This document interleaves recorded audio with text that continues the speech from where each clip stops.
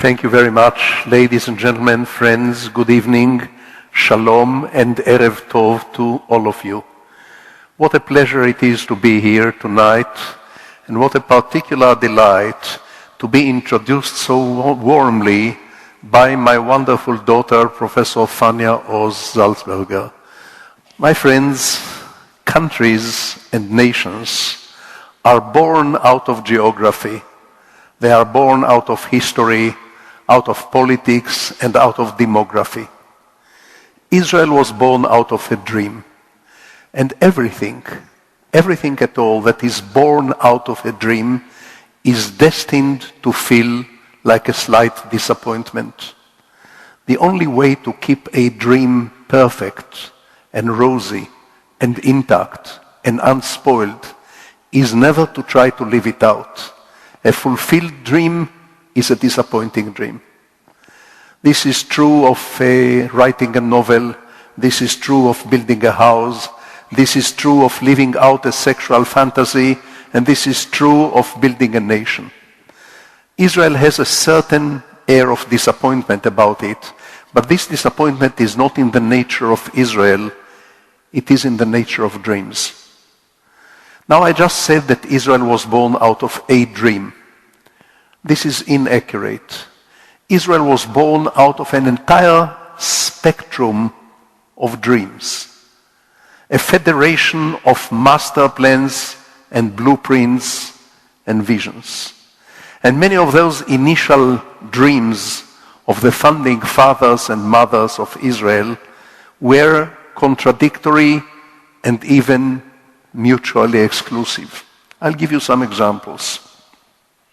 Some of the early founders of Israel dreamt of reviving the biblical kingdoms of David and Solomon, a nation of prophets and peasants and city dwellers and soldiers in the biblical style. Still others dreamt of creating a replica of a Jewish shtetl from Eastern Europe, with all the institutions of the shtetl and the atmosphere of the shtetl and the heritage of the shtetl. Still others aspired for a Middle European paradise with red tile roofs and a lot of peace and quiet and Gemütlichkeit and good manners and people calling each other Frau Direktor, Herr Doktor. Still others wanted Israel to become a Marxist paradise. They dreamed, those founders of Hashomer Hatzair Kibbutzim, who were avid Marxists, they dreamt that one day Stalin himself will come for a visit on a kibbutz. And they will give Stalin the grand tour. They will show him the chicken poultries and the cow sheds and the children's houses. And then they will drag Stalin to the communal dining hall for a lengthy debate into the night about the real nature of Marxism-Leninism. And they will teach him once and for all what Marxism-Leninism really means, because they knew better than Stalin. I'm not being ironical. They really knew better than Stalin. And at the end of the night, so they dreamt, they will have Stalin rise to his feet and say to them in juicy Russian, "Well, bloody Jews, you have done socialism here better than we did in Russia," and then die of happiness. And next door to those Marxist-Leninists, and next door to the biblicalists, and next door to the shtetlists, there lived the founders of my own kibbutz, Hulda, who were semi-religious social anarchists.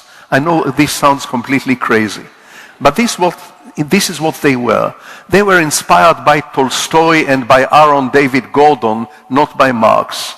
They wanted Israel to evolve not into a nation state with government and army and institution, but into a loose federation of small rural communities where people will toil the land and come to in constant touch with nature and cure and improve their souls by this daily touch with nature and by sharing everything, and undergo a kind of non-synagogal religious experience through nature and sharing everything.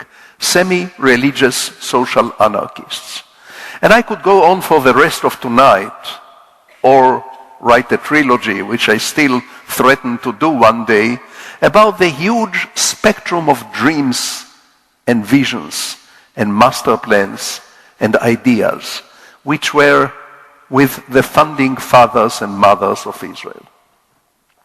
Of course, it was impossible for all those dreams to come true, partly because, as I said, it's not in the nature of dreams to come fully true, partly because those dreams were contradictory and mutually exclusive.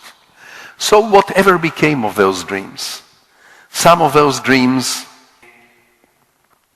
are still alive and struggling with each other under different banners. Others are somewhat fulfilled. Some have turned into nightmares. There is, ladies and gentlemen, a huge difference between Israel of the media and the real Israel.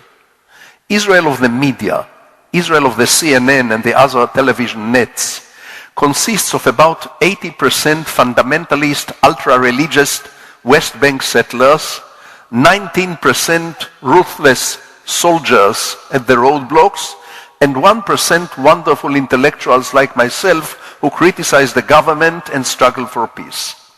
This picture has nothing to do with the nature of Israel. Actually, the Israeli coastal plain is a very Mediterranean land.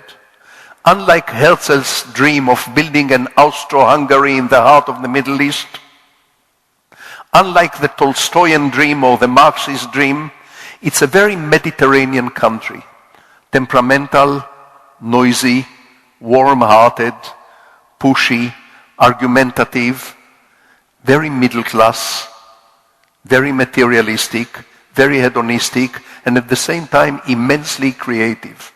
Secular to the bone, this entire coastal plain, from Naharia to Ashkelon, and actually from Metula to Arad and to Eilat, all this Israel is very different than the picture you get on the media. It is, as I said, a very Mediterranean country, a very talkative country. There are, of course, pockets of painful poverty, of misery, of seclusion and exclusion and rejection and fanaticism. We have our share of fanatics, same as any other country, and perhaps even a little more. But at the same time, it is a fact that Israel is vibrating with diversity. And I think this cuts deep into the Jewish tradition. If you promise to take the following with a big grain of salt, I am going to tell you that Israel is neither a nation nor a country. Rather, it is a fiery collection of arguments. 7.5 million citizens, 7.5 million prime ministers, 7.5 million prophets and messiahs. Everyone shouts at the tops of their voices. No one ever listens except for me. I listen sometimes, that's how I make a living. Israel is an open-air seminary.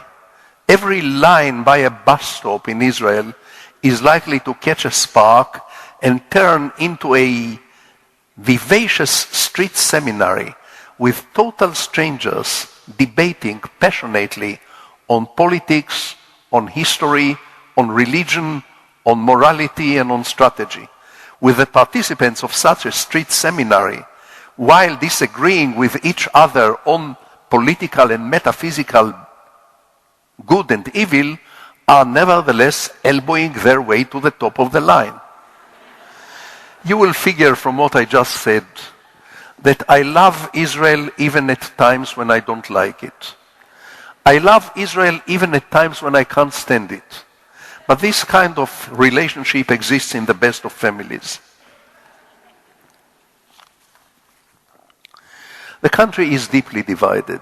It's divided, fortunately, not according a single barricade, but across many differing and crisscrossing barricades. It's divided over state and church, or in our case, state and synagogue.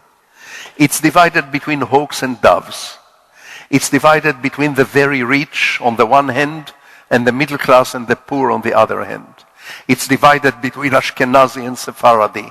It's divided between Jew and Arab. It's divided between everybody and everyone because everybody knows better. The country is arguing. Let me tell you, recall an episode from many years ago when I was recruited as a reservist with a tank unit on the eve of the Six-Day War in 1967. And on the last evening, just before the outbreak of the actual fighting, I was sitting with my men on a hillside, round a campfire, and we were arguing, what else? Guessing different scenarios for the impending battle. At some point, the general turned in our midst. The general being the supreme commander of the Israeli army on the Egyptian front at that war, General Tal. There was quiet, and the general shared with us a general outline of his own perspective for the impending battle. He was interrupted after about 5 or 6 sentences by a middle-aged, rotund, bespectacled corporal, reserve corporal, who asked him politely, "Excuse me, General, have you ever read Tolstoy's War and Peace?" The general said, "Of course I've read it. What kind of question? I've read it many times." "Are you aware, General, of the fact that you are about to repeat exactly the same conceptual mistake which, according to Tolstoy, the Russians committed over the Battle of Borodino?" In no time, the entire platoon was immersed in a fiery, screamy debate on Tolstoy, on War and Peace, on strategy, on the purpose of war, on the rationale of the war, on everything, with everybody screaming at everyone else at the tops of their voices, including the general, including the corporal. It turned out that the corporal was a professor of Russian literature in Tel Aviv University, but the general had a degree in philosophy from Jerusalem University high above. This, if you wish, is Israel in a nutshell, but I wouldn't like to idealize it. We have our share of fanatics. We have our share of extremists. We have our share of walking exclamation mark. This is my definition of a fanatic, a walking exclamation mark. People who would never listen to anyone else, people who are self-righteous to the point of near violence, people who will not stop at anything when they have a faith in something. People who will die or kill for a cause, people who are looking for a cause for which to die or to kill.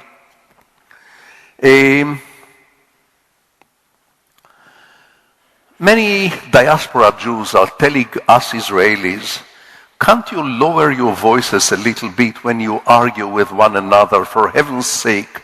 Can't you keep your differences to yourselves? You are embarrassing us in front of our non-Jewish neighbors here in the diaspora. Please, hush down. No way, my friends. For me, one of the delights and the privileges of being a citizen of the free state of Israel is that at long last I feel free to conduct my disagreements with the neighbors at the top of my voice, and the hell with the neighbors. This is freedom for me. Now, as I said, diversity originates from a very long Jewish tradition. It's not for nothing that Jews never had a pope, nor could they have a pope. If anyone ever called himself or herself the Pope of the Jews, everybody will be approaching this Pope, slapping him or her on the back, saying, "Hi, Pope, you don't know me and I don't know you, but my grandfather and your uncle used to do business together back in Minsk or back in Casablanca, and therefore you be quiet for just 5 minutes and let me tell you once and for all what is it that God really wants for us." Everyone knows better. And this, let me tell you, has been in the heart and soul of the Jewish tradition. It is a civilization of doubt and argument. It is a civilization of diversity and difference. It is a civilization of disagreement. When I am asked what is my explanation to the longevity of the Jewish people, how come that mighty empires rose and fell, and superpowers emerged and disappeared, and the Jewish people is still alive? How come? I say, we argue. We have always argued. Our holy texts, the prophets, the Talmud, the rabbinical literature from the Middle Ages, these are books of debates and arguments and disagreements. People beg to differ. People beg to disagree.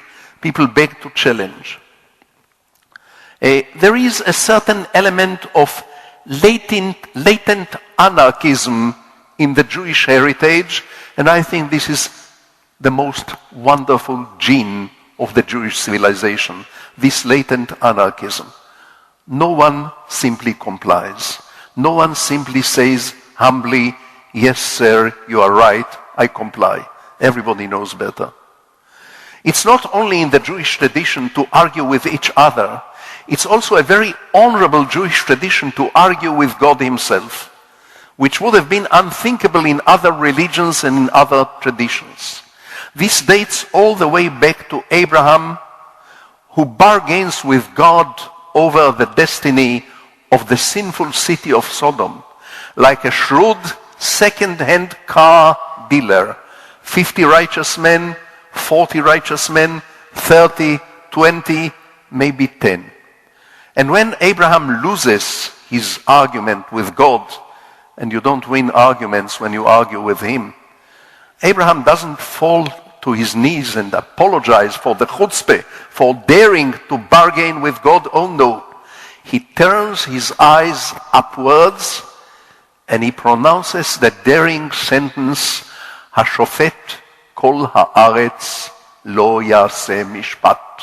Would not the judge of all the earth do right? In other words, you, God, might be the chief executive, but you are not above the law. You, God, might be the legislator, but you are still not above the law. The law is above you. And I sue you, God, in the name of justice.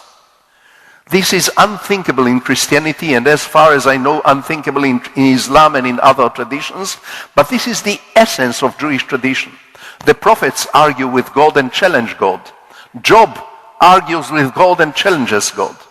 My all-time favorite Talmud story, Tanuro shel Achnai's oven, which I'll share with you because it's a delightful story, is about argument with God. It's about two saintly rabbis, Rabbi Yehoshua and Rabbi Tarfon, who disagree over a certain interpretation of the law. And in their capacity as judges, they have to pass judgment and they cannot decide. So they argue for 7 days and 7 nights. They don't eat, they don't sleep, they argue. After 7 days and 7 nights, a bat call is heard from above, a voice is heard from above. Rabbi Yehoshua is right, Rabbi Tarfon is wrong, go to sleep. Go to sleep is not in the text, but it's in the pretext. This is not the end of the story.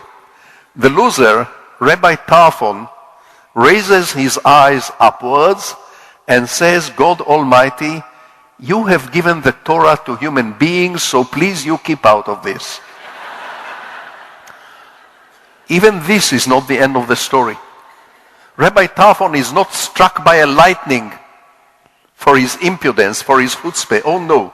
Another bat call, another voice is heard from above saying, Nitzchuni banai, my sons have defeated me. In other words, touché, I give in. And this continues through the Middle Ages. There are wonderful Hasidic tales about rabbis who sue God to appear before a court of justice to justify his actions. Of course, God never appears to this rabbinical court of justice, and apparently he cannot justify all his actions in the world, or maybe he can, who am I to tell? But rabbis sue God to appear before a rabbinical court of justice. And this is a strong Hasidical tradition. And this tradition pursues and continues right into contemporary, modern Israeli Hebrew literature. The poet Yehuda Amichai echoes Abraham arguing with God over Sodom when he writes, El maleh rachamim, ilmaleh ha'el maleh rachamim, hayu harachamim ba'olam velo rak bo. And in my humble translation, the Lord is full of mercy. Were he not so full of mercy, there may have been some mercy in the world, not just in him. It's the same chutzpahdik tradition, the same unyielding tradition. Yes, Jews argue. Yes, Israel is diverse. Don't worry about this diversity. I believe diversity is a wonderful climate for creativity as long as this diversity is not violent. As long as this diversity is not violent. People ask me sometimes, when do you expect the Jewish civil war to break out? When are the Israelis going to start shooting at each other? Give us some healthy civil war. Foreign correspondents who come to interview me in my place in Arad often ask me this question with growing impatience. When are you Israelis going to give us a juicy little civil war? And the answer is that for 120 years of modern Israel, since the beginning of modern Zionism, we have been fighting a civil war, an internal civil war, not one, many, along many different barricades. But these were, with one or few terrible exceptions, these were verbal civil wars. We fight our civil wars by calling each other terrible names, thus giving each other ulcers and heart attacks, in short, a traditional Jewish battle. As long as this diversity remains non-violent, it's a source of blessing. It's a wonderful climate for creativity, for invention, for renewal, for culture. I think the more diversity, the more creative genes are at work. And I hope Israel will remain diverse forever. I don't expect a decision in those diversities. I don't want to see a clear-cut decision in most of those diversities. The issue of synagogue and state is going to remain unresolved for as far as my eye can see, unless we want to fight a violent civil war. Many other issues are going to remain unresolved. It's not easy to live with an open-ended situation. But I believe there is a great wisdom in living with an open-ended situation. I'm a great believer in compromises, in a system of compromises. I know the word compromise has a very negative connotation in the ears of young idealists. They tend to think that compromise is inconsistent, that compromise is immoral, that compromise is lack of integrity. Not in my vocabulary. In my vocabulary, the word compromise is synonymous with the word life. Where there is life, there ought to be compromises. And the opposite of compromise is not idealism. And the opposite of compromise is not integrity. The opposite of compromise is fanaticism and death. And I know one or two things about fanaticism. In fact, I think it's high time that every university and every school in the world start a course in comparative fanaticism, because it's all over us. It's everywhere. Now, there are two strict preconditions for the prosperity and creativity of Israel in the future. One, we have to terminate the occupation of the West Bank and the Palestinian people and find a livable compromise between ourselves and the Palestinians.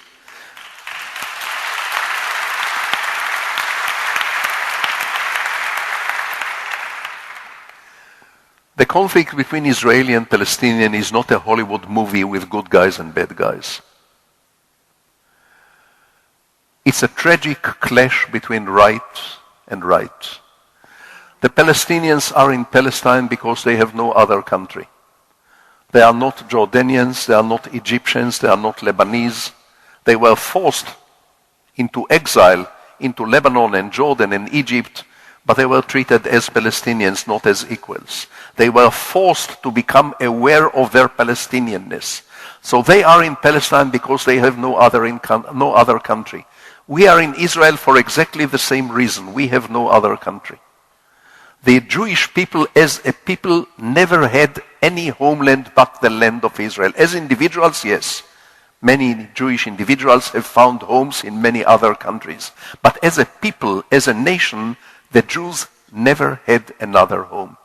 So this very tiny land, smaller than Denmark, happens to be the one and only homeland of the Palestinians and the one and only homeland of the Israelis.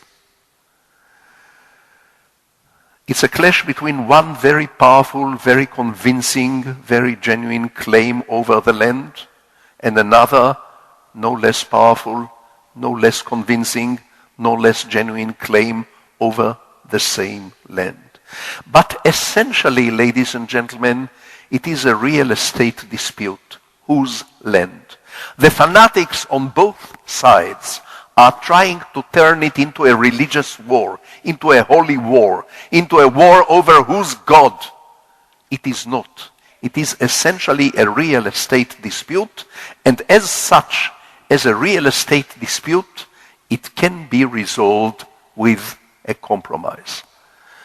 There is going to be a state of Palestine one day next door to the state of Israel in peace and coexistence. And let me share with you some good news, because you always hear the bad news from the Middle East. The good news is that the vast majority of the Israeli Jews and the vast majority of the Palestinian Arabs know now that in the end of the day there will be two states, Palestine next door to Israel.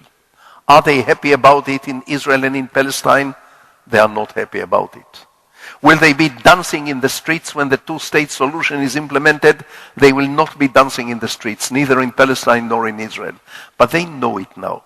And this is a big step forward, because for many, many years, for decades, the Palestinians and the other Arabs treated Israel as a passing infection. If they only scratch it hard enough, it will go away. The Israelis, for their part, treated the Palestinian issue for many years, for decades, as a non-issue, as no more than a vicious invention of a pan-Arabic propaganda machine. No longer. Now both Israelis and Palestinians know that the other is real and that the other is not going to go anywhere. This is a good beginning. If I may use a metaphor to characterize the present situation, I will say the following. The patient, Israeli and Palestinian, is unhappily ready for the surgery. The doctors are cowards. The leaderships don't seem to have the courage to know what in their heart of hearts they know they have to know, they have to do. Yet, the fact remains that the difference between the Palestinian position and the Israeli position now is about 150 square kilometers, which in Australian terms is a joke. In Israeli and Palestinian terms, it's a big difference, but it's smaller than it had ever been. The border dispute, including the dispute over Jerusalem, is a dispute over 150 square kilometers. Now both sides are going to have to take painful decisions. The partition of the land into two homelands, I think this is called in English a semi-detached house. The partition of the land into two homelands is going to feel like an amputation both to the Israelis and for the Palestinians. The Israelis will have to give up part of our ancestral homeland. And ironically, we Israelis will have to give up the most biblical part of the land. The Palestinians will have to give up much of what they regard as the original land of Palestine, towns and cities and villages which used to be Palestinian prior to 48, but they will have to give them up. In their heart of hearts, both sides are more or less ready. Not because their eyes open to see the light. I don't expect a happy ending to the conflict. I don't expect Israelis and Palestinians to hug one another in tears like long-lost brothers, saying, "Oh brother, take the land. Who cares about the land? I give you the land. Give me my love and forgive me." This is not going to happen. It's going to be a clenched teeth compromise. And all compromises are clenched teeth. There is no such thing as a happy compromise. But as I said earlier, compromise is life. Now the world often tends to view the Israeli-Palestinian conflict, the Israeli-Arab conflict, in black and white. Good guys and bad guys. Villains and victims. This is all wrong. This is not a Hollywood movie, as I said. This is a clash between two just claims. And many people in the world feel happy to launch a demonstration in favor of the good guys, sign a petition against the bad guys, and go to sleep feeling good about themselves. This is counterproductive. In fact, what the outside world could do now, at this point in time, is to offer both sides help and empathy to undergo the unavoidable surgery. You no longer have to choose between being pro-Israel and being pro-Palestine. You have to be pro-peace. You have to believe in the unavoidability of a compromise. It is no use to depict Israel as the devil and the Palestinians as the righteous victims or vice versa. It's no use. Both sides committed many sins and errors and villainies in the course of this long conflict. Both sides are guilty, but both sides have an unshakable right in the land. Now, the basic realization for Israelis and for the Palestinians can be squeezed into 5 words or 6 words. We are not alone in the country. We Israelis are not alone in the country. We Palestinians are not alone in the country. I don't like to make predictions and prophecies. It's hard to be a prophet coming from the land of the prophets. There's too much competition in the prophecy business. But I'll give you one prediction. There will be one day a Palestinian embassy in Israel and an Israeli embassy in Palestine. And those 2 embassies are going to be walking distance from one another, because one of them will be in Jewish West Jerusalem and the other one is going to be in Palestinian East Jerusalem. This is going to hurt and hurt like hell, but there is simply no alternative. And the encouraging thing is that the majority know it now. I know there is the painful issue of the disputed holy places in Jerusalem. What do you do with the holy places? Whose holy places? I mentioned earlier the importance of living with an open-ended situations. Let me share with you my grandmother's wisdom. When I was a very little boy, I'm not changing the subject. I'm still on the subject of the holy places in Jerusalem, but let me tell you about my grandmother. When I was a very small boy, she explained to me in simple words the difference between Jew and Christian. Not Jew and Muslim, but Jew and Christian. And she said the following. She said, "You see, my boy, the Christians believe that the Messiah have been here once and he will come back one day. We Jews believe that the Messiah has not been here, he is still to come. Over this," said my grandmother, "you cannot imagine, my boy, how much hatred and persecution and bloodshed." Why, she said, Why can't everybody simply wait and see? If the Messiah comes saying, hello, it's nice to see you again, the Jews will have to apologize to the Christians. If, on the other hand, the Messiah comes saying, how do you do, it's nice to meet you, the entire Christian world will have to apologize to the Jews. Until then, live and let live. And this, ladies and gentlemen, is the answer for the disputed holy places in Jerusalem and elsewhere. Let everybody worship. Let spatial arrangements be made so that everyone can worship in peace and honor and dignity and tolerance. And let no flag wave over those holy places until the coming of the Messiah.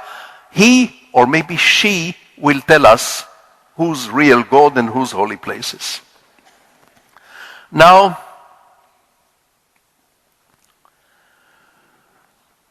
in September, maybe in October, the Palestinians are likely to declare unilaterally their own state, and they will be probably recognized by the General Assembly of the United Nations.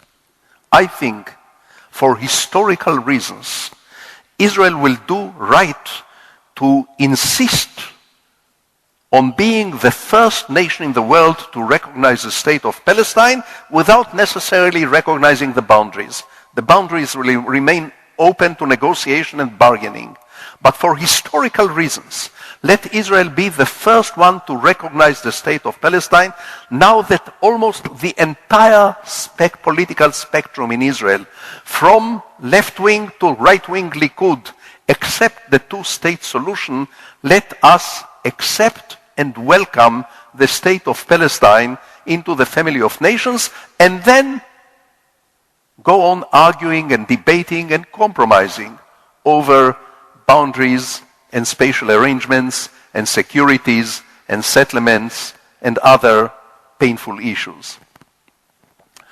This is one of the two main crucial questions on which the future of Israel depends. The other question is the question of social justice. You may be aware of the fact that in the last couple of weeks, massive demonstrations are launched in Israel. Massive rallies are launched in Israel. They are not organized by the opposition. They are not organized by the left wing. They are not enhanced by any political party. They are grassroots upheaval which began as a protest against the inaffordability of accommodation in Israel. It's becoming so expensive that most people cannot afford it. And it then spread wings and became an outcry over social justice, an outcry over solidarity, social solidarity, an outcry over a welfare state. Ladies and gentlemen, Israel in the early days, in the 1950s, was a very, very poor country. More than just poor. It was perpetually on the verge of immediate bankruptcy. The 650,000 Jews of 1948, when Israel became a nation, these 650,000 Jews absorbed an influx of over 1 million immigrants, million new Jewish immigrants, in 3 years. No homes, no money, no resources, no hope. And nonetheless, in an unprecedented way, the early Israelis went out of their way to build homes and provide jobs for those newcomers. There was a deep sense of solidarity. I'm not idealizing those days either. They were not ideal. And not everybody was an idealist. And not everything was rosy. But these were times of deep sense of solidarity in Israeli society. Over the years, and with the new wave of values, a new system of values, we have lost much of this solidarity. What is happening in the streets of Israel these very days, even as you and I are sitting here and speaking tonight, is an outcry for the renewal of the social solidarity. It's not necessarily a call to bring down the government, although this might be part of it. It's not necessarily a call to dramatically change the distribution of riches in Israel, although it might be this as well. It is first and foremost an outcry for renewed solidarity. Israel's economy is a miracle. The unemployment rate in Israel is one of the lowest in the Western world. The prosperity, the booming of the Israeli economy, especially the high-tech, is unprecedented. But this riches remains in very few hands. And the middle class, the backbone of Israel's economy, is not really benefiting from this prosperity. And it rebels, and it protests, and it cries for more solidarity. I think the other secret weapon of the Jewish people through the generations, not only Israel, but the Jewish people. The first secret weapon was diversity and argument. The second secret weapon is solidarity. If Israel remain unviolently diverse and with a strong sense of solidarity, is going to become a magnificent success story. If it's going to resolve its skirmish with the Palestinians, it's going to become an unprecedented success story. Let me conclude by telling you that even now, as we are talking here, Israel is, as you know, occupying the front pages of all the newspapers in the world. My own dream for Israel is to be removed once and for all from all the front pages, and instead occupy and settle and annex and dominate the culture supplements, the architecture supplements, the music supplements, the literary supplements, the gardening supplements of all the newspapers.